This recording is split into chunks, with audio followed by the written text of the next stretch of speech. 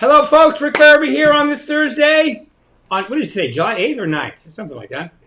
8th. Okay. So July 8th on this Facebook Live, we are very fortunate today from the wonderful city of Las Vegas. Okay, we have Brenda Wynn from the St. Rose office. Brenda. Don't you just love the studio audience? Isn't that something? Right. Love it.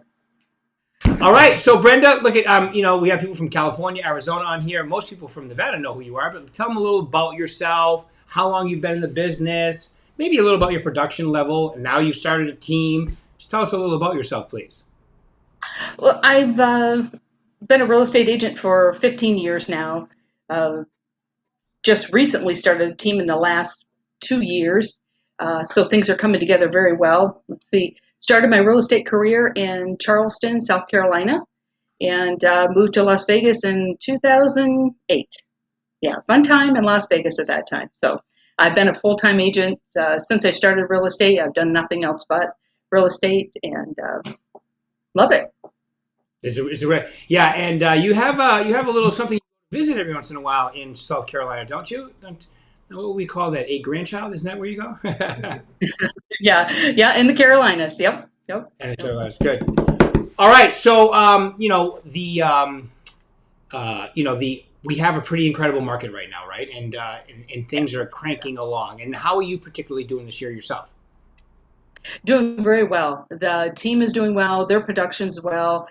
We're real happy. I keep adjusting the unit numbers to adhere to my volume goal, which is 10 million. 10 million this right. year. Yeah, because the price keeps changing, doesn't it? Yes. Yeah. Yep. I know. So that just was up a little bit there.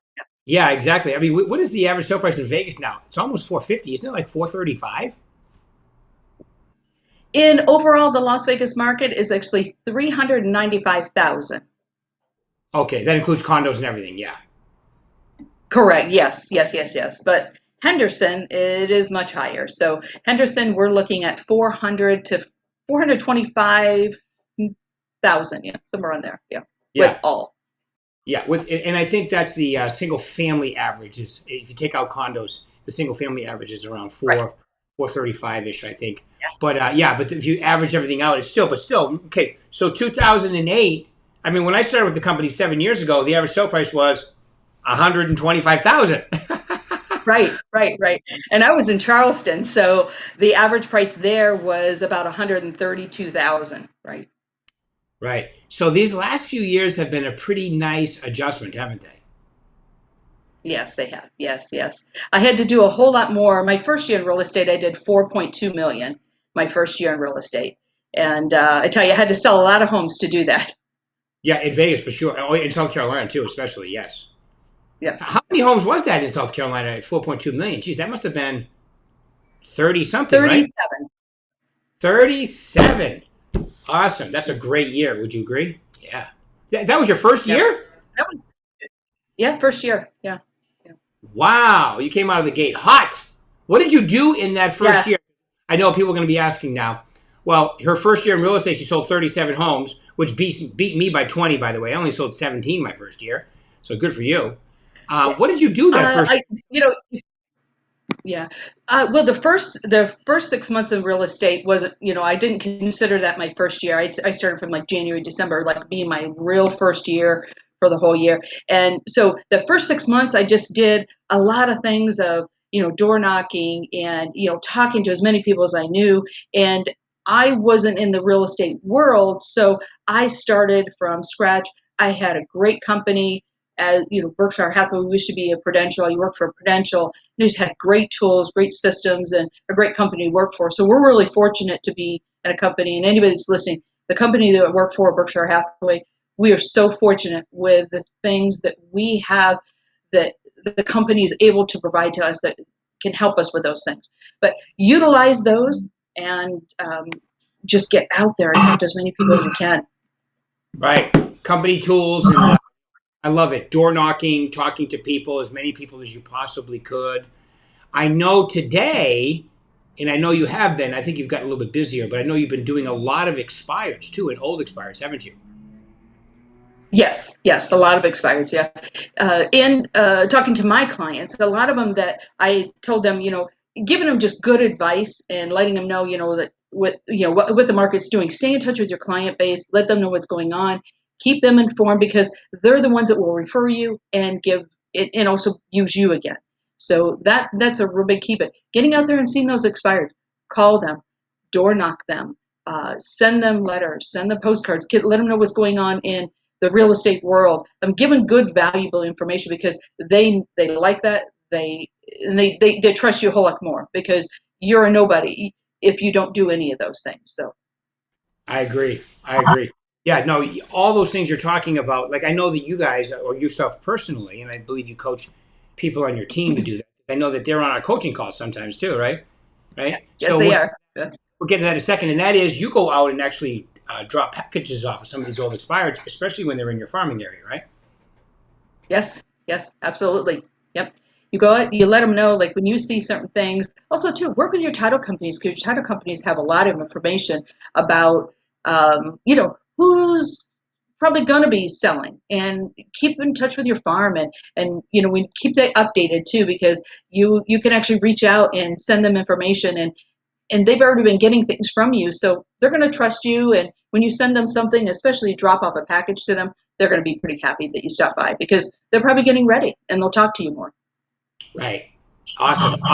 What kind of response do you get when you get out there too? When you see people that old expires, new expires, when you drop off the package that you drop off to, what kind of response are they giving you? Most of them are, hey, we keep getting something from you. Well, especially with a name like yours, it's very popular around here, even though you have no relation to the Winns. It's spelled the same way too, Wynn, which I would abuse marketing wise, which you don't, but I would. I I know, I know. You touched on something there Yeah. as far as using marketing. The marketing, I sell real estate. I give advice on real estate. That's what I do. I'm a professional at that. But when it comes to the marketing myself or talking about myself or actually even knowing the tools that are, being familiar with the tools or where to go, what to do, social media, all those things, that's not my forte. That's not what I do. I don't like to talk about myself. Yeah. Right. But find somebody that does that specializes in that can do those things for you, and that's where I've found a lot more value in the last 2 years having a team. I sought out team members that had certain qualities that I don't have that could also be part of the team, not only sell real estate, but also be part of a team that each one has their own duties that can do that and provide that.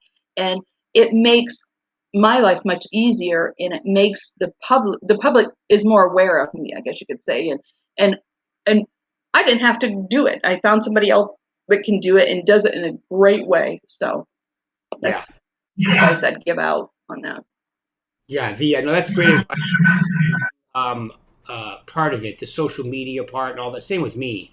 Being in the business as Yeah. long as I have, that was the newest thing. It's still the newest thing to me. Just like this Facebook Live. This is still the newest thing in real estate to me because I'm all the other stuff, the door knocking, the prospecting over the phone, expires for sale by owner, all that I've been doing for years. But then when this new thing, this new marketing thing, and the social media came out, it was you have to adapt to change, or like you said, hire people that can help you. Yeah. Yeah. It's key. It really is. You do what you do best. Right. Prospect, learn a script, be very familiar with it, know how to talk to people.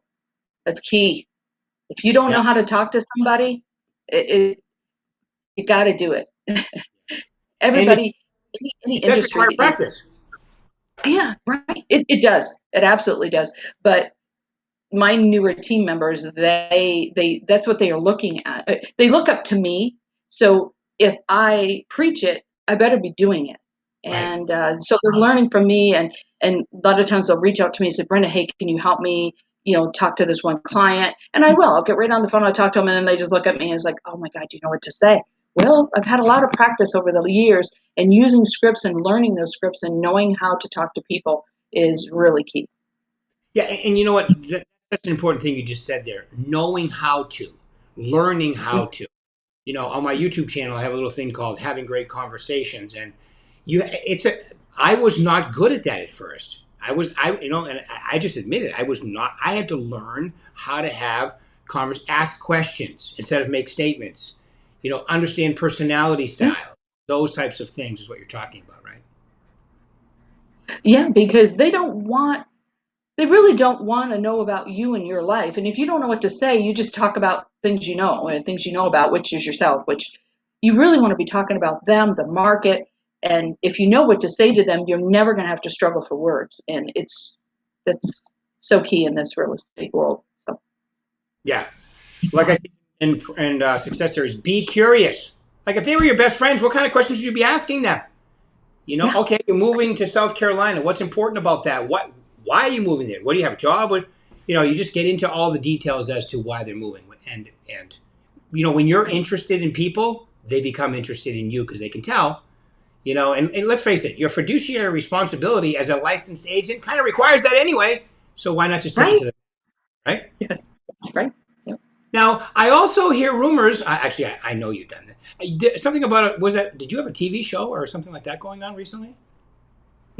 Uh, I do television commercials. So, Right. Tell us a little about those because I want them to understand some of the other things you do from a marketing standpoint. well, I do. That's a kind of a new world for me. But the reason that I stepped to that plateau is that I'm doing so much with the social media, with the mail outs that I have, with the tools from Berkshire Hathaway to be able to mail or email my client base, prospects, getting emails from title companies. So you can actually start prospecting, sending out things through email to them. So you want that recognition. So to wait to maybe another step or another level for me was to get out there publicly on television and some other platforms that, hey, I'm getting something from her. I see her emails. I see mail from her. Well, you know what? Hey, she's on TV as well. So it's just more brand recognition for me. The cost, because I have a really close friend there, wasn't too bad. So it was something that I could do and it was affordable, but it's a stepping stone. It's not something I would tell somebody to get right out there and do it right away, but it definitely is something that you want to do and just keep that name recognition out there. Yeah, and social media for most of us, the social media because it's my favorite price, free pretty much. You can boost and Right, stuff. right, right, Right? right. Yeah.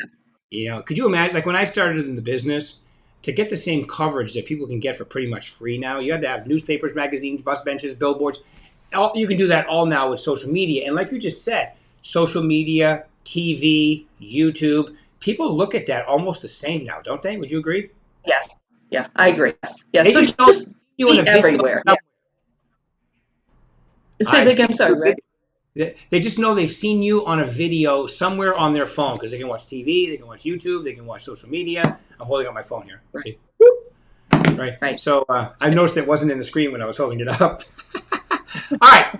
So Brenda, okay. So big goal this year, all kinds of goodies going on. You know, the great thing about you is you do the new stuff, you do the grassroots stuff, prospecting, phone calling, door knocking. So tell them, okay. So if you could, what would be the three most important things you would tell them, whether they're brand new or trying to go to the next level? What would be the three most important things?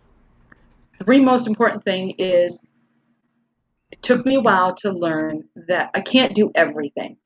Find somebody that can do the things that you're not good at if you already know it.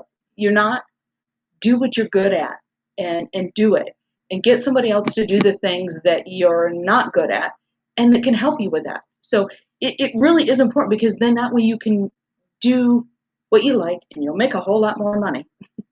Yeah. And golly, um, So work with your strengths. trust.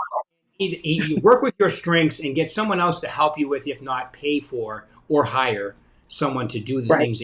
And that's such a great idea. That's why I think our VAC 2.0 is so helpful to a lot of people, like you mentioned earlier, that the tools, use the tools too. Yes, absolutely. Use those tools. I mean, I know how to use those tools. Timing is for me. because you have to have a good schedule, and you've got to time when you're going to do your prospecting, when you're going to hold your meetings with your for me, my team, when I'm going to work out, when I'm going to do have lunch. So make sure you know what you're doing all the time, and you're going to find that you can only spend 15 minutes on marketing for what you need to do, and it doesn't take that long to do a lot of marketing you do. But find somebody who's good at it, and maybe they can spend a little bit more time at that and expand it a little bit more. But have a great schedule and prospect and know what to say. Yeah. So what you're saying would be have a great time block schedule with everything in it. And the schedule can be very similar from day to day, right? Yeah. Oh, absolutely. Make your schedule every single day and work those hours that you commit to, because you'll make a lot of money. Yeah. And prospect, I heard prospect in there too. Prospecting, see, I know I'm kind of a broken record about it, but it is a very important part of the business, isn't it? Absolutely. Absolutely. Yes. You can't make any money if you're not prospecting, if you're not talking to people or knowing what to say. I get it. So it's such a great point, And as Mike Ferrer always says, don't be a secret agent. I love that. That's one of my favorite. You can't be a secret agent. Everybody has to know who you are, and it's never been easier in the history of real estate. Rick, I use that all the time with my 2 new agents. I'm so sorry. I use that all the time. Don't be a secret agent. Right. Yep. Yeah. No, it's great. It's great when you're and when you're so now. Okay. So let's segue into one more thing before we go here. So I thank you for your 3 points. I think they're awesome. Now you've started a team, so that's exciting and challenging all at the same time, isn't it? Sure is. It sure is. Yeah. During last year, there was so many people that were struggling, and our real estate was still going on. Yeah. And last year was the first full year with my team. My second team member started in May of 2020. So it was a challenge for her, just getting out in real estate and talking to people. But guess what? She couldn't door knock. And she couldn't, there's some things that, I was teaching that she really couldn't do. And both of the team members that I have are brand new agents. I wanted to cultivate them and learn the way real estate is due. You can't change someone else that's already been doing real estate because they already know what they're doing. So I wanted a team that was fresh, but there is challenges with that because you have to be at their call. Like if they need you because they're new. And so it was a challenging year last year, but we ended the year pretty well. And this year we're just doing fantastic, and they have the comfort level, and we're open up things. But it's a challenge having a team and being there for your team members. Yeah, such an important point. I mean, last year there was a period where you couldn't have open houses, you couldn't door knock, but thank God we can do all of those today. And also, like in California, you couldn't even have an open house till recently. It's like a month ago. Can you imagine that? Wow. Yeah. So you had to reinvent some of the ways. That's why the phone was so important and so forth. Yeah. Okay, Brenda, any final word you want to leave these wonderful people today? Get out there and sell some real estate. There's enough for everybody. There really is enough for everybody too, right? I love it. And I love that's why you top producers share, because you know that there's plenty of business out there for everybody, especially for the people who are working every single day. Yes. Yes. You think about it. I mean, we sell between 3,000 and 4,000 transactions. So there's 2 sides to those. That's 8,000 agents making money. Right. Yeah. You're right. There's 3,500 to 4,000 closings every single month in Las Vegas, and there are 2 sides to each one of those. We have like what, 40? How many agents do we have now? 25, 30? I don't know. We have a whole bunch. Well, the last time I pulled the rouster was last year, and my rouster was in the Galvar was 18,000. Yeah. Yeah, I think it's over 20 now, but yeah. So, but even so, there's plenty of transactions to go around. And as we always know, that 90% of the business is done by 10% of the agents, like yourself. So, right. All right. Thank you, Brenda Wynn. You're the best. Really appreciate you taking your time out today. Okay, I'll talk to you soon. Bye, everybody. Thank you. All right.